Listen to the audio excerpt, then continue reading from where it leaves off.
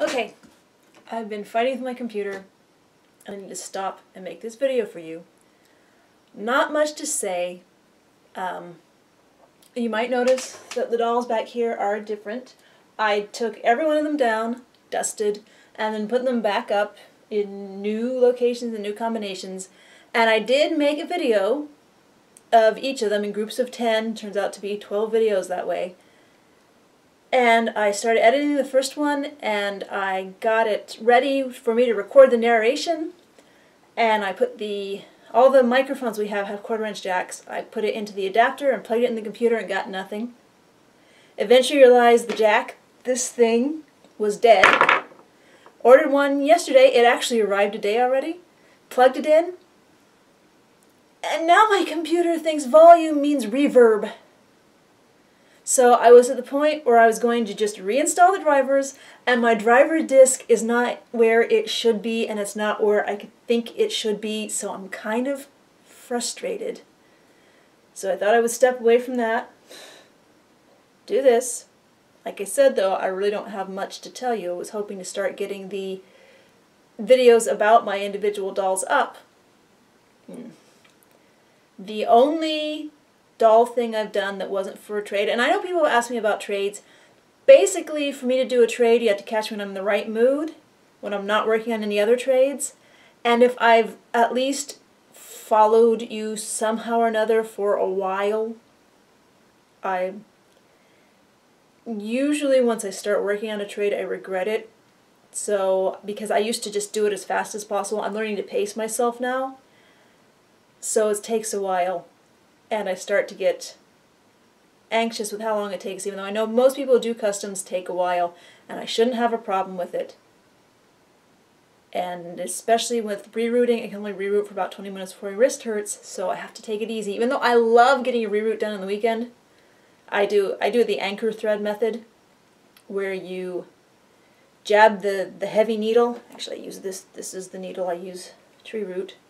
You jab it eye end down through the vinyl of the head, make a loop of your anchor thread, stick that loop through the hole, pull that loop back up through, take the needle off, then get the hair, and since I use hair recycled off of other dolls, I usually have to spend a little while teasing out the right amount of hair. Put that through the loop of thread, fold it in half, and pull it back in, and then tuck it back up so it's in place, and I get about 1 plug a minute that way, which is really slow, but it's very durable. It won't come out.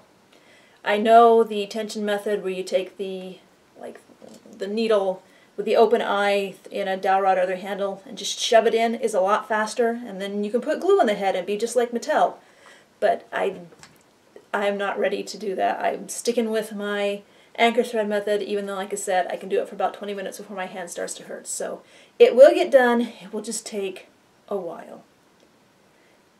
I need to get into a better habit of doing like 20 minutes a day, because then it will actually not take as long, but I get distracted by things like microphones not working. So the only doll thing that I have done to show, that I can show, is, the jumpsuit pattern I shared a while ago, and I'll put a link below to my Flickr where this pattern resides. I had wondered if it could be used to make sort of a shirt dress. Now basically, the way I made this and this are a continuous line interrupted by this little crotch extension. So I thought if you could fold that back to make it fairly straight, do that in the front and the back, and then fold this up to whatever length you wanted the skirt to be, and then construct it otherwise pretty much as normal, of course no inseam. Would that work to make a shirt dress? And yeah, pretty much. There are a few things I would change. I might make it slimmer on the sides and put a kick pleat in the back, a vent or pleat of some sort. But as it is, if you're a real person, you could actually walk pretty well in this without it being, you don't need the kick pleat. So I did put the elastic in back. I just thought it looked more interesting with the belt. And I really want to trim off this Tropical Miko's hair because I'm not a fan of really long hair, and she has super long hair, and the way I have it now, it's a little heavier than her head can handle. But let me take the belt off to show you how that looks. So there's how it looks without the belt, and you see I have the elastic in the back. And I haven't taken pictures of this yet because I've been fighting with my sound card. Hopefully I can find that driver disc. I can't think of where else it could be. It's not in the box. Anyway, so here's this. Again, it's pretty easy, just fold the edges down. One of the videos I am working on to share is still the instructions showing how, well, not instructions, but showing how I actually sewed this together, including with the way to do this Velcro closure in the front. Again, I'm narrowing down music. I'm being stubborn. I'm doing the music myself. And I'm narrowing down. I'm thinking about have the music down, and then I just need to record the narration, which I can't do at the moment. I hope I'm not complaining too much in this one. It's just computers are supposed to work. When they do, they are fantastic. When they don't, you want to throw them out the window.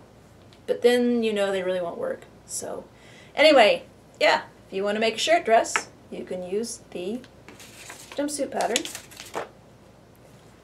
And really no other dull things have happened. Yeah, I added the purple to my hair. For various reasons, I'm going to stop dyeing it pink, but I want to keep it pink.